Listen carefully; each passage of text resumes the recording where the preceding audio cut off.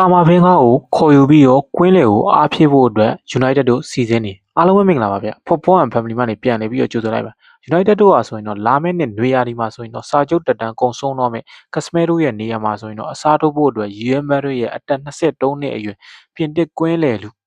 ကာမာဘင်းကားကိုအဓိကပြစ်မှတ်ထားလိုက်ပါပြီကစမဲတို့ဟာဆိုရင်တော့နွေရာသီမှာဆိုရင်အတင်းကနေထွက်ခွာဖို့တေချာတလောက်ရှိနေရကြောင်းအများဆုံးစားထိုးနိုင်ဖို့အတွက်စူးစမ်းနေပါတယ်ကာမာဘင်းကကွင်းလယ်နေရာအနှံ့ကစားနိုင်ုံနဲ့မကပဲအတင်းအတွက်လိုအပ်ရင်ဘယ်နောက်ခံလူအဖြစ်ပါကူညီပေးနိုင်တဲ့ဘတ်ဆောင်တော့အရေးချင်းရှိတဲ့သူဖြစ်တာမို့ United အတွက်တော့တကယ်ကိုပဲအဖို့တန်တဲ့ခေါ်မှုတစ်ခုဖြစ်လာမှာပါ။ Real Madrid ဘက်ကလည်းပြောင်းရွှေ့ကြီးပေါင်65တန်းဝန်းကျင်ရရှိမယ်ဆိုရင်တော့ကာမာဘင်းကအတွက်ဆွေးနွေးမှုတွေပြုလုပ်ဖို့အတွက်လမ်းဖွင့်ထားပါတယ်။ဒီပမာဏအားဆိုရင်တော့လက်ရှိဈေးကွက်အခြေအနေရဆိုရင်တော့ကာမာဘင်းကလိုအရေးချင်းရှိတဲ့လူငယ်ကစားသမားတအုပ်အတွက်တင့်တော်တဲ့ဈေးနှုန်းတစ်ခုလိုယူဆလို့ရနိုင်ပြီးတော့ကိုပီမိုင်နူးနဲ့အတူတကယ်ကိုပဲကြောက်စရာကောင်းတဲ့ပေါင်းစပ်မှုတစ်ခုဖြစ်လာတော့မှသိကြပါတယ်